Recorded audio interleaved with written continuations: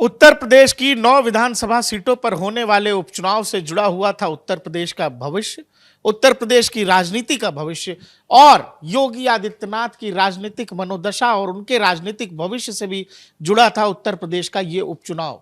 इन 9 सीटों पर होने वाले उपचुनावों के नतीजे ही ये तय करते कि 27 में बीजेपी योगी आदित्यनाथ के नाम के साथ जाएगी या नहीं जाएगी, क्योंकि कूटनीति और जालसाजी करने वालों ने 2024 लोकसभा चुनाव के दौरान ही कहना शुरू कर दिया था कि मोदी और शाह मिलकर के योगी को हटाने का प्लान बना रहे हैं।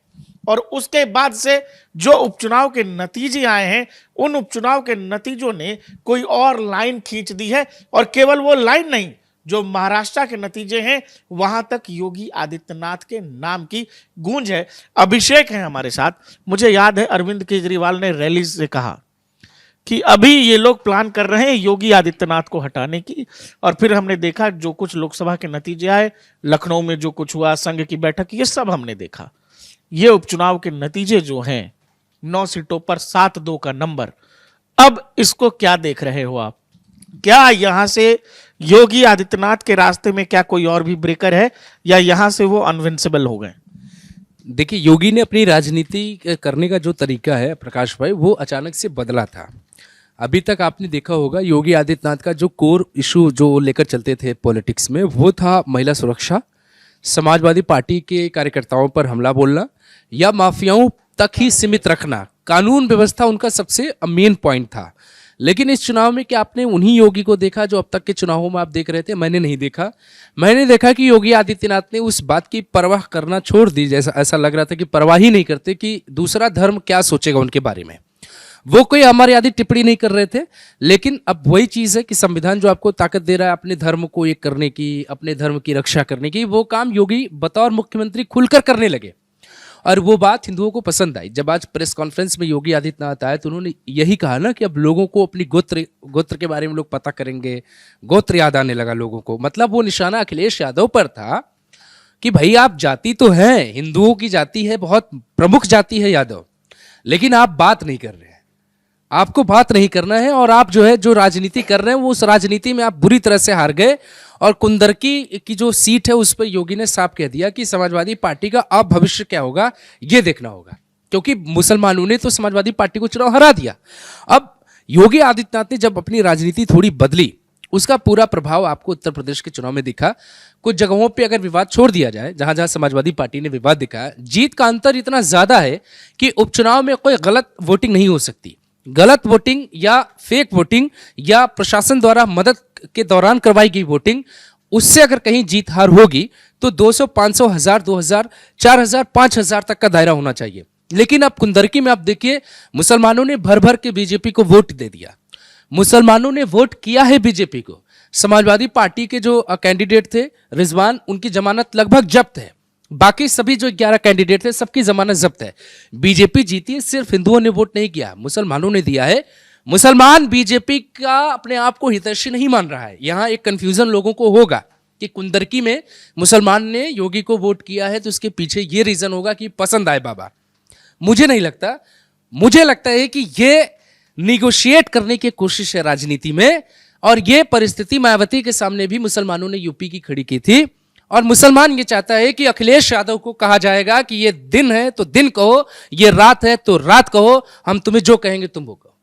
ये पॉइंट मनवाने के लिए कुंदरकी का मुसलमान बीजेपी को वोट किया है कि अगर हम कह रहे थे कि हमें रिजवान को टिकट मत दीजिए, रिजवान जो है दूसरी पार्टी के नेता हैं, आप उन्हें टिकट दीजिए जिन्हें हमारे लोग बोलेंगे। ये बात मनवाने के लिए समाजवादी पार्टी को मुसलमानों ने वोट नहीं किया। एक बड़ा हिस्सा ये है और आने वाले दिनों में आप इसको देखेंगे। बीजेपी को इस बात की यकीन नहीं थी कि कुंदरकी में इस मार्जिन से चुनाव जीतेंगे, नहीं थी यकीन, इस बात पे यकीन किसी को नहीं था। निश्चित तौर पे प्रकाश भाई, जो आप सवाल पूछ रहे हैं कि समाजवादी पार्टी के लिए संकट की स्थिति पैदा होगी, लेकिन समाजवादी पार्टी को उपचुनाव से हल्के में लेना कि योगी आदित्यनाथ 27 में मुख्यमंत्री बन ही गए, कुछ नहीं करना है, यह भी एक गलतफहमी हो सकती है। अभी योगी और अखिलेश के बीच में सीधी लड़ाई ये हुई, और सीधी लड़ाई में ये पहली सीधी लड़ाई थी मुझे जो याद है।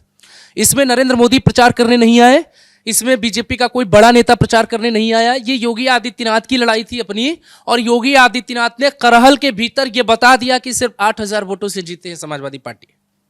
तो ये बहुत बड़े बदलाव के तौर पे देखिए, ये राजनीति जो स्विंग कर रही है ना यहाँ से यूपी की पॉलिटिक्स, वो मैं देख रहा हूँ। और योगी वर्सेस अखिलेश में जो परसेंटेज है वो 66% योगी के साथ है और 33% जो यूपी की जनता उपचुनाव का अगर आप आंकड़ा देखें तो वो अखिलेश यादव के साथ है। और यहाँ से अब जो है आम चुनाव के लिए यूपी में तैयारी शुरू होगी और यही समीकरण काम करेंगे। जैसे वोटों का मार्जिन मैं देख रहा हूँ, बीजेपी के जो प्रत्याशी हैं, किसी का 30,000, किसी का 40,000, किसी का 25,000, 1.25 लाख से ज्यादा का वो कुंदरकी की सीट पर बातचीत इसीलिए भी होनी आवश्यक है क्योंकि मुस्लिम बहुल सीट है, 3-3.5 लाख वोट है। और कह रहे हैं जिन मुसलमानों ने लोकसभा में बीजेपी के खिलाफ वोट किया, उस पार्टी को जो बीजेपी के कैंडिडेट को हरा दे, उन्हीं मुसलमानों ने कुंदरकी में बीजेपी के कैंडिडेट को जिता दिया। 11 मुस्लिम कैंडिडेट और एक ही हिंदू कैंडिडेट, और वो जीत गया। समाजवादी पार्टी जो मुख्य विपक्षी दल था उसका जमानत जब्त होने की स्थिति है। ये क्या सिचुएशन है? और जो योगी आदित्यनाथ से सवाल पूछा पत्रकार ने कि कुंदरकी पर आप क्या कहेंगे, तो योगी आदित्यनाथ ने दर्शकों ये कहा कि मुझे लगता है वहां राष्ट्रवाद की जीत हुई है और वहां जो राष्ट्र प्रेमी लोग हैं उनको संभवतः कुछ लोगों को अपने पूर्वज याद आ गए और कुछ को अपने गोत्र भी याद आ गए। ये क्या बात है अभिषेक? देखिए, सीधे तौर पे योगी आदित्यनाथ ने ये कहा कि जो भी हिंदुस्तान के मुसलमान हैं वो कन्वर्टेड मुसलमान हैं, वो पहले हिंदू थे। यहाँ पे जब बाबर आए और बहुत सारे आक्रांता आए जिन्होंने यहाँ पे कब्जा किया और लोगों को दबाव बना के धर्म परिवर्तन हुआ, वो वही चीज़ बताने की कोशिश कर रहे थे कि जो पूर्वज याद आए। पूर्वज का मतलब क्या है? हिंदुस्तान के भीतर कोई भी व्यक्ति जो पैदा हुआ है वो एक दिन हिंदू ही था। इस सत्य से कोई मुसलमान खुद को नहीं, मुसलमान भी इस बात को मानता है और कई मुसलमान राम को भी पूर्वज मानते हैं। तो ये बात योगी ने छेड़ दी। ये कटेंगे बटेंगे नारे का तोड़ है, ये कटेंगे बटेंगे नारे का अपडेट वर्जन है। इसमें कटेंगे बटेंगे में सिर्फ हिंदू, अब इस नारे में मुसलमान भी आएंगे। वो मुसलमान आएंगे, आप हरिद्वार चले जाइए, वो मुसलमान जो जिनके नाम के सामने राव लग रहा है, आप उनसे पूछिए, वो खुद बताएंगे कि वो कब कन्वर्ट हुए, चौधरी लगा रहे। वो सब योगी ने उनको टारगेट कर लिया है। समाजवादी पार्टी के आंगन में, अखिलेश यादव के आंगन में योगी आदित्यनाथ का बुलडोजर पहुंच चुका है। अब वो कैसे बचेंगे, ये बहुत बड़ा प्रश्न उनके लिए। क्या योगी आदित्यनाथ ने जो बटेंगे कटेंगे कहा, ये जो पीडीए वाली लाइन थी अखिलेश यादव की, तो क्या अखिलेश यादव सही से काउंटर नहीं कर सके इस लाइन को जो योगी आदित्यनाथ कह रहे थे, या फिर अखिलेश यादव जो लोकसभा में उनको बूस्ट मिला था वो ओवर कॉन्फिडेंस में ये उपचुनाव लड़े हैं? एक और बात से खत्म कर रहा हूं कि अगर यह उपचुनाव, जैसे आप कह रहे हो कि उपचुनाव का फर्क नहीं पड़ता है जीत हार का, अगर ये उपचुनाव योगी आदित्यनाथ हारते तो उन पर क्या फर्क पड़ता, और अखिलेश यादव अगर ये उपचुनाव जीतते तो क्या मोमेंटम के साथ नहीं जाते 2027 तक? मुझे लगता है अगर योगी चुनाव हार जाते तो जातिगत जो बातें हो रही हैं जाति से जुड़ी हुई वो बहुत हावी हो जाती।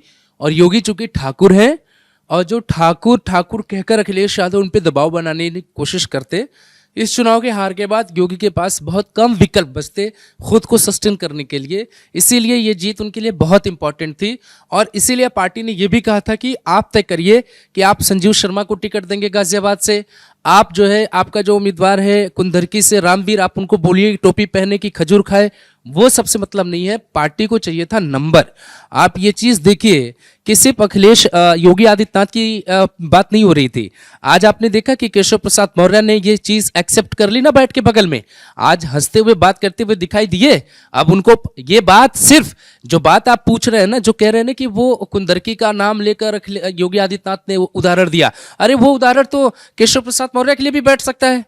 केशव प्रसाद मौर्य हर एक आंदोलन को जाति वाला आंदोलन बता के समर्थन में उतर जाते हैं। इसमें बुराई नहीं है, इसमें कतई बुराई नहीं है। सरकार के चेहरे अपने अपने तौर तरीके से काम कर सकते हैं, लेकिन एक ठाकुर व्यक्ति अगर मुख्यमंत्री है वो यूपी की जनता को एक नहीं कर सकता। एक ठाकुर व्यक्ति मुख्यमंत्री है, वो हिंदुओं को एक नहीं कर पाता, तो ये जाति वाले नेता उस व्यक्ति को मुख्यमंत्री की कुर्सी पे बैठने ही नहीं देते। ऐसे तमाम आंदोलन खड़े होते, कभी छात्र आंदोलन खड़ा होता, कभी कर्मचारियों का आंदोलन खड़ा होता और तमाम तरीके का नैरेटिव सेट किया जाता कि ठाकुर अधिकारी आईएएस है, ठाकुर अधिकारी सेक्रेटरी में बैठा है, ठाकुर अधिकारी पंचम तल में बैठा है, ठाकुर अधिकारी उनका मुख्य सचिव है मनोज कुमार सिंह। ये तमाम बातें कही जाती, जबकि जो लोग मुख्य सचिव बन रहे हैं वो कैडर से बन रहे हैं।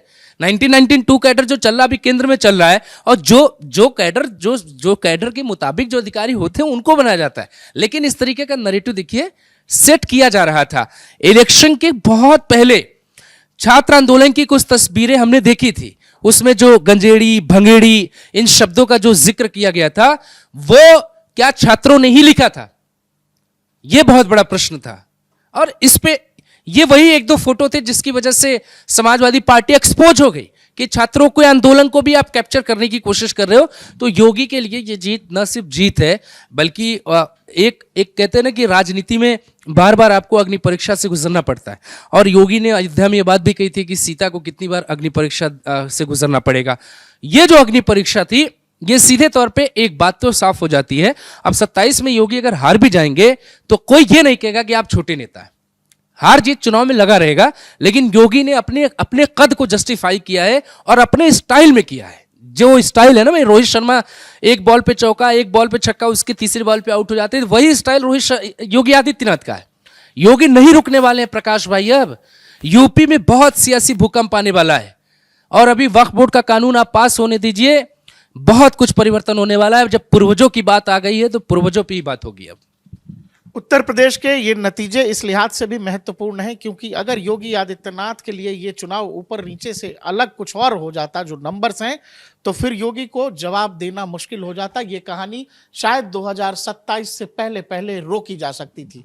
अखिलेश यादव के लिए ये एक वेकअप कॉल की तरह है कि आप केवल मुस्लिम वोट के भरोसे, मुस्लिम वोट बैंक के भरोसे अगर आप वोटिंग मतलब अपना चुनाव चाहते हो तो ये भी बिल्कुल नहीं है, क्योंकि वोटर का ही ऐतराज है। आप 15% आबादी को 45% प्रतिनिधित्व देते हो, तो ये एक वेकअप कॉल है आपके लिए भी, क्योंकि जब आपको बताया जाता है कि आप ओबीसी प्लस मुस्लिम पार्टी हैं, तो फिर उसमें ओबीसी, दलितों और पीड़ितों की प्रतिनिधित्व लोग ढूंढते हैं। केवल नाम देने से कि पीडीए, इससे काम चलता नहीं है। आपको